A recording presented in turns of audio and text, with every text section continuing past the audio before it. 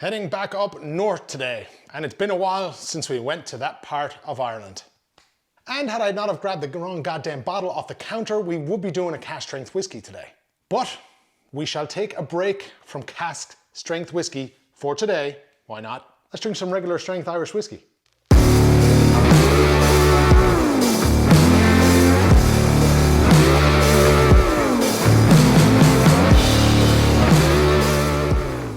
Welcome to Whiskey and Whiskey. I'm the Whiskey Chaser Brian, and you're welcome to Chrissy's Bar in the heart of Kilkenny City, Ireland. Like I said at the start, I made a small error in the bottle I wanted to do today, but you know what, to be honest with you, I actually think it's going to work out okay for me in the long run. And when I say that, I mean you should watch this space. Seriously, watch this space. This is the Dunvilles PX12 Irish Whiskey from Ecklinville Distillery.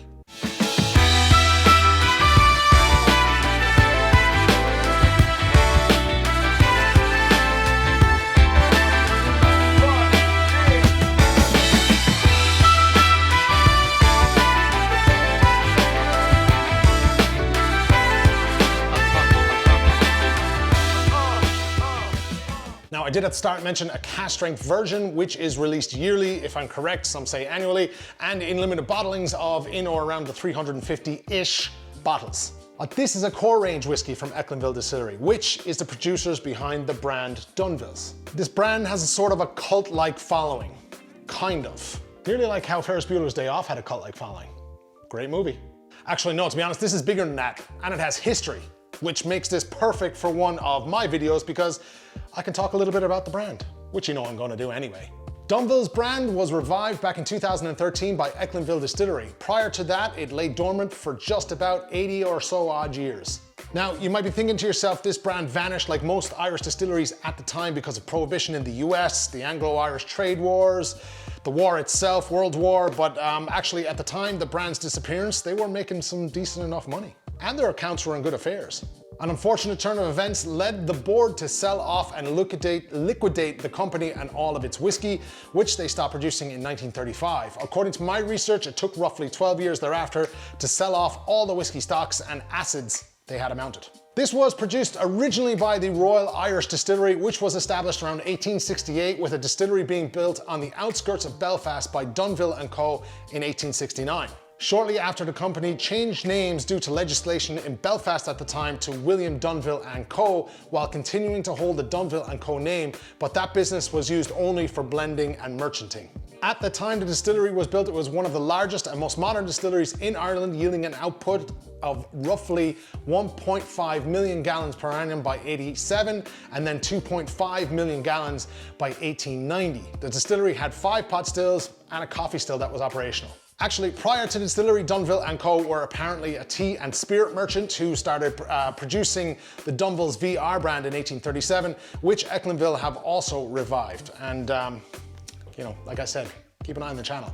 Much like the distillery at John's Lane, the Dunvilles had a very modernistic approach to distilling and also looked after their workers quite well. They even set up a distillery football club in 1880 at the back of the distillery, where there was a waste pond that they covered in specifically for the football pitch, or they filled it in for the football pitch. Nice bunch of people, in fairness. So jump around to the 1920s, when Prohibition was practically wiping out the Irish distilling landscape, as well as other factors that I mentioned numerous times on the channel. And it wasn't actually any of those influences that closed down the distillery, as I had said at the start.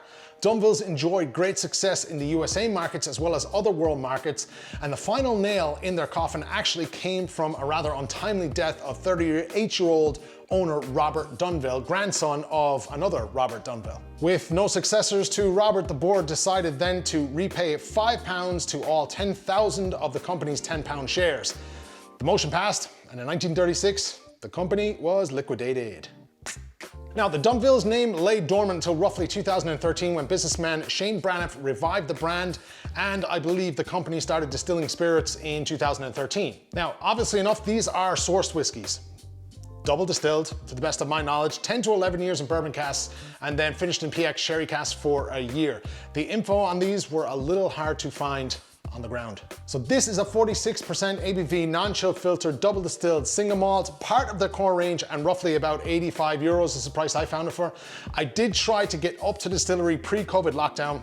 It didn't happen, obviously, but I will be taking a spin up as soon as it is possible to visit the distillery and the good folks up there and sample some excellent whiskeys. I did have a plan to even bring along the camera, record my experience for all of you at home to see.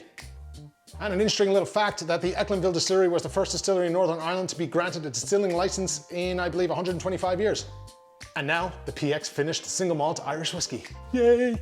So before I do that, don't forget to subscribe to this wonderful little channel that's blossoming a blossom of wonderfulness, and hit the like button too. And you know what? While you're at it, make sure you turn on the notifications bell and join my Whiskey and Whiskey group too. You have homework, links below.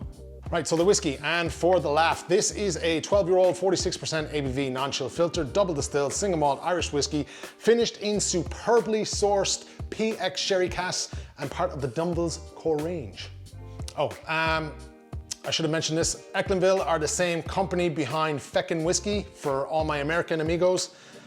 I feel like I should have said that earlier in the video. Wow, so on the nose.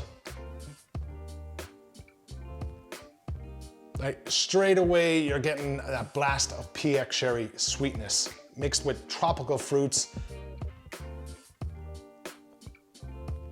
Your orchard fruits, like a hint of pear and apple that you would normally come to know from a single malt, or in my opinion, what I would normally find from a single malt. Lovely kind of woody tannins. Nice woody tannins, not over too brash or crazy, you know. There's a bit of raisins at the back as well, subtle. Very nice nose. This reminds me a touch of, it's a bit richer than the Roe & Co 13 that I did not so long ago. And that's the PX Sherry. It's just giving it that real kind of lush nose to it. Very fruity, very kind of vibrant. A smashing nose to it, to be fair. I approve. All right, so let's have a little taste. Sláinte. First thing I get is just green apple and vibrant green lush apples. There was a little bit of custard, vanilla custard in there.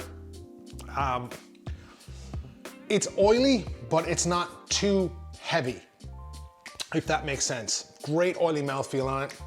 Even a little bit of hint of citrus, kind of like an orangey note to it. Not a tang, but you're definitely getting that citrusy note on it, like an aftertaste of an orange. You know, you have your sherry notes in there, your raisins, they're sticking out the most. Let's go again, Sláinte. Next bang of sherry, beautiful. Really, like there's also a bit of milk chocolate going on. There's a lovely, lovely spice to it. It's not overwhelming. Almost like a peppercorn spice. That little bit of bite to it. It's leaning towards the complex side of things. And with that, there's not too much bitterness. And I like to see that. I'm gonna give bonus points for that. But robust, well-rounded so far. The nose and the palate, they're playing nicely together. I'm impressed. There's a lot going on. The last little bit in the glass now. I'm not gonna add water to this. It's 46% ABV. I don't like, you know how I feel about that. I rarely ever do it at home from a cask strength whiskey, so I'm not gonna do it for 46% ABV one here. So just the last little bit in the glass and I'll give you my finish. Same as, nice bit of heat. You know, you're getting your reminders of the apples, the sherry, a little bit of chocolate vibes in there, finishing out nicely. You know, it complements the nose, which complements the mouth feel and the flavors. It's complex, but it's not overly complex. It's evolving since it finished. So there's a bit of life in this, you know? There's a bit of hang time from the heat there as well. So not overpowering, just blends in everything really well. Wow. I haven't had that one before today. I'm gonna give that a top quality thumbs up. That is very good. Very fruity, very juicy, nicely sweet. Price-wise, not too bad, in or around the €85 mark, which for a 12-year-old single malt, it's not the worst I've seen in terms of price. It's not the best either.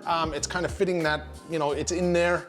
I should have mentioned previously that Ecklinville is a single farm estate distillery and truly grain to glass. I did mention before in my Ballykeefe video, and I'll leave a link above, that Ballykeefe was the only distillery in Ireland that was grain to glass. I was totally wrong there. Ecklinville also does this and has a strong belief in terroir also. They do have their own malting floor for distillery, which again is quite unique. So really a smashing whiskey from them. Such a shame I haven't dove into this as much as I should have. And weirdly enough, I did have one or two of their infamous single cask releases, and they were just wow as well. Really great stuff. Tremendous. Delighted I got to partake. Thanks to the lads in Christie's here for hooking me up with a sample. Shout out to Ecklinville's for some absolutely kick-ass whiskey. And to all those watching, keep an eye on my Insta in coming weeks for something special. Truly, truly. Follow. That's all I got for you today. Until next time, Chaser out. Sláinte.